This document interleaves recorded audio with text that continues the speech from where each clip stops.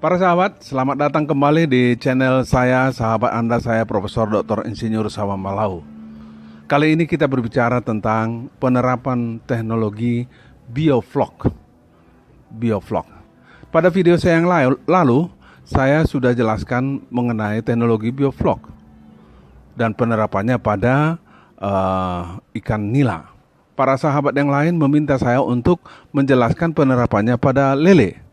Sebenarnya sudah lama sekali saya melakukan ini, teknologi biovlog ini, dan saya ingin jelaskan sekali lagi kepada para sahabat, membuat video yang baru. Para sahabat, kalau para sahabat melihat di belakang saya, itu di sini di sebelah kanan ini adalah kolam semen. Di sini saya terapkan teknologi biovlog, dan di dalamnya sekarang ada indukan nila, anakan nila yang masih sangat kecil, dan juga pembesaran nila kiri kanan. Mohon dilihat video saya bagaimana saya membuat biovlog ini untuk nila. Ada video sudah saya upload. Dan di sebelah kiri ini adalah juga teknologi biovlog. Di sini sekarang ada nila yang sangat kecil untuk pembesaran. Dan di seberang sana, Anda lihat di sana, yang pakai jaring sana, itu adalah tempat lele, juga menggunakan teknologi biovlog. Di seberang sana, yang kecil di sana, di bawah pohon itu juga adalah menggunakan teknologi biovlog. Yang paling ujung sana itu adalah tempat induk lele jantan. Di sebelahnya, tempat induk lele betina. Lele saya ini induknya saya peroleh, saya beli dari Dinas Perikanan, Dinas Kelautan dan Perikanan Sumatera Utara, sehingga bersertifikat. Jadi lele sangkuriang yang bersertifikat, yang mempunyai SKA. Baik, pada teknologi biovlog sebenarnya intinya adalah menggunakan bakteri baik yang disebut dengan probiotik. Pro artinya untuk, biotik artinya hidup. Berarti probiotik adalah bakteri-bakteri yang menyokong kehidupan. Disebut bakteri baik karena bakteri itu baik menopang kehidupan dari makhluk hidup yang ada di kolam itu. Bakteri-bakteri itu fungsinya banyak. Satu, mendekomposisi bahan organik yang ada dalam kolam sehingga tidak menimbulkan gas-gas amonia. Atau ada bakteri yang secara langsung menyerap nitrogen yang ada di dalam gas amonia yang ada di dalam kolam, membentuk senyawa-senyawa lain secara langsung. Ya, bisa secara tidak langsung mendekomposisi bahan organik menjadi senyawa-senyawa berguna, atau mengganti senyawa-senyawa amonia menjadi bentuk yang lain. Ya, mungkin saya tidak perlu menjelaskan secara komplikasi tentang reaksi-reaksi kimianya. Tapi yang pasti bakteri baik itu, pertama, sekali lagi, memperbaiki sifat kualitas air, memperbaiki sifat kimia air, memperbaiki sifat biologi air. Di antaranya adalah bakteri baik yang kita gunakan itu membunuh bakteri-bakteri jahat di dalam kolam. Bakteri jahat itu adalah bakteri yang mengganggu, yang merusak, yang menyerang ikan-ikan kita. Baik, saya tunjukkan dulu probiotik saya. Baik para sahabat sekalian, inilah probiotik saya yang saya sebut dengan probiotik SM2. Ini varian 2 maksudnya. Di dalam probiotik ini terdapat lebih kurang 21 bakteri yang saya kumpulkan dari bakteri-bakteri yang ada di pasaran. Ya, saya kumpulkan, saya cloning, saya perbanyak di sini. Ini ada 2 drum ini. Ada 2 drum. Jadi probiotik ini adalah kebutuhan mendasar dalam penggunaan teknologi biovlog. Itulah kebutuhan pertama yang sangat mendasar, yang tidak boleh tidak ada, harus ada, yaitu probiotik tadi. Yang kedua adalah garam ikan. Garam ikan ini juga kebutuhan yang sangat esensial. Garam ikan tanpa jodium, ya, tanpa jodium. Nah, ini kita akan aplikasikan nanti. Ini juga harus ada sebenarnya. Tapi jangan khawatir, kalaupun tidak ada garam, Yang berjodium nggak apa-apa, tapi tidak optimal. Yang pasti tidak boleh tidak ada adalah probiotik tadi. Kebutuhan yang ketiga adalah aerator. Ini aerator. Aerator ini tugasnya adalah untuk memutar air ini. Itu tugasnya aerator itu, memutar air ini bergerak sehingga bakteri yang kita berikan itu bergerak. Karena bakteri tidak mempunyai sayap, tidak mempunyai kaki. Jadi dengan aerator ini maka ada terjadi gerakan air perlahan di dalam kolam sehingga bakteri pun bergerak. Tapi jangan khawatir, tidak punya aerator juga nggak apa-apa. Dengan harapan kita bahwa ikan itu yang akan bergerak menggerakkan air itu. Tapi idealnya memang kalau kita punya aerator dan kita bisa mengadakan aerator, ya gunakanlah aerator. Para sahabat, kebutuhan yang keempat adalah kapur. Boleh kapur tohor, boleh kapur dolomit. Sebenarnya kapur ini tujuannya adalah untuk menaikkan pH, menjaga pH itu sekitar netral, 6,5, 6,6, 7 begitu ya. Di sekitar netral lah, sekitar 7. Boleh lewat sedikit, boleh kurang sedikit. Tapi sering kita tidak juga bisa membeli kapur karena jauh dari tempatnya, sedang tidak ada kapur. Itu juga nggak masalah. Jadi dari 4 kebutuhan dasar tadi, pertama probiotik, kedua garam ikan, ketiga kapur, keempat aerator, yang tidak boleh ada hanya satu, yaitu probiotik tadi. Boleh tidak ada garam, boleh tidak ada kapur, boleh tidak ada aerator. Tapi harus ada probiotik. Tapi memang kalau sempurnanya 4-4-nya ini sebaiknya ada probiotik. Oke, baik. Probiotik, kebutuhan probiotik. Probiotik itu kalau saya gunakan yang saya punya, itu saya buatkan 150 cc atau 150 ml per meter kubik air. Baik, sekarang bagaimana kebutuhannya? Probiotik kebutuhannya tergantung kepada saran dari penjual probiotik itu. Lihat labelnya, lihat penjelasan probiotik itu. Kalau saya menggunakan 150 ml probiotik SM2 saya per meter kubik air. Tinggal kita menghitung berapa banyakkah air di kolam itu. Oke. Yang kedua, garam. Saya menggunakan 1 kilogram per meter kubik air. Ya, 1 kilogram per meter kubik air. Ketiga, kapur atau dolomit. Ya, saya menggunakan 100 miligram, 50 ke 100 gram, 50 ke 100 gram, per meter kubik air. Aerator yang penting buat saya adalah dia memutar. Tidak harus besar-besar, dia bisa memutar secara perlahan saja kolam itu. Ya, kolam itu.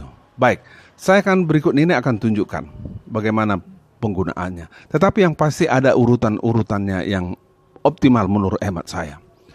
Pertama, masukkan dulu air ke dalam kolam itu sebanyak yang kita butuhkan. Kalau saya di kolam ini, saya memberi air hanya 20 ke 25 cm tinggi air. Jadi kalau dia ada 2 kali 1 meter, berarti kan kalau 20 cm dia tinggi tinggi airnya, berarti 2 kali 1 kali 0,2 berarti 0,4 meter kubik air. Nah, saya sesuaikanlah dosisnya itu. Nah, urutannya tadi, pertama air. Setelah air kita masukkanlah garam ikan. Diencerkan dulu di luar, dilarutkan dulu di luar. Nanti saya tunjukkan bagaimana melarutkannya. Lalu larutkan juga kapur 50 sampai 100 gram per meter kubik air tadi. Nah, sebenarnya kalau tidak terlalu terganggu pH kita, artinya masih sekitar 6,5 ke 7, kebutuhan kapur ini tidak terlalu penting sebenarnya sih. Ya, memang kapur itu, dolomit itu mengandung nutrisi-nutrisi. Ya, sebaiknya memang kita gunakan juga. Tapi sekali lagi seperti yang saya katakan, kalau situasi darurat, tidak ada kapur, tidak ada garam, tidak ada aerator, mainkan saja. Tapi yang pasti harus ada probiotik. Nah, jadi setelah air kita masukkan, larutkan garam di luar, masukkan, selang kira-kira setengah jam, ya, larutkan lagi kapur atau dolomit di ember juga, endapkan, masukkan. Endapannya jangan ikut, endapan kapur itu jangan ikut ke dalam karena itu tajam, apalagi dolomit, ya, tajam. Jadi endapannya itu tidak ikut, jadi yang bening yang di atas itulah yang dimasukkan. Oke, baru kemudian kira-kira 2 jam kemudian, ya, barulah masukkan probiotik itu. Ya, barulah masukkan probiotik itu. Sesuai dengan dosis tadi. Kalau saya tadi sekali lagi 150 ml per meter kubik air. Jadi ada misalnya di sini 0,4 meter kubik air berarti 60. Ya, 150 kali 0,4 berarti 60 ml lah probiotik itu saya gunakan. Kembali, ambil air dari kolam itu, kocokkan, campurkan, baru tabur di keseluruhan kolam itu. Nah, tapi yang pasti tadi kalau kita punya aerator, sejak awal kita masukkan air, itu sudah aerator sudah hidup. Ya sudah, ya. Ditempatkanlah aerator itu di mana, di suatu tempat sehingga dia memutar air tersebut. Baik, saya akan tunjukkan dulu bagaimana menggunakan probiotik. Saya ambil dulu. Nah, tadi yang pertama air sudah ada, kapur juga sudah kita masukkan, ya. Kita sekarang garam tanpa jodium, bukan garam dapur. Kalau saya sebut tadi garam dapur, sebenarnya maksud saya adalah garam ikan, ya, garam ikan. Nah, ini dia timbangannya. Jadi kalau 0,4 meter kubik tadi ada 1 kilo per meter kubik, berarti kita butuhkan 400 gram saja. Ya, 400 gram.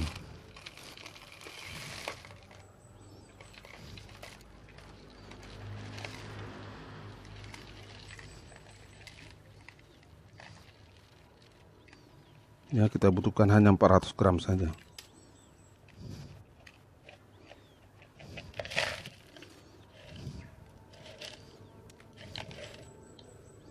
Nah, 400. Oke, sekarang kita larutkan dia di dalam air. Matikan dulu.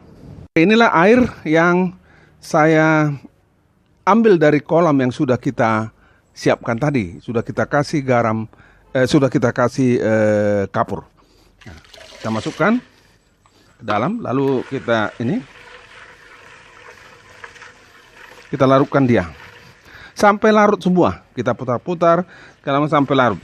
Nah, nanti setelah larut semua pasti ada endapannya, ya, mungkin ada endapannya atau ada kotoran-kotorannya. Nah, kotoran-kotorannya itu kita tidak ikut sertakan, hanya cairannya ini aja yang kita masukkan ke kolam. Matikan.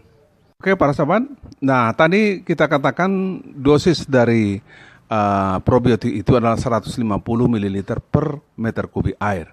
Air kita ada 0,4 meter kubik, berarti 150 kali 0,4, 60 ml lah harus kita gunakan. Ini dia, saya ambil, ada gelas ukurnya.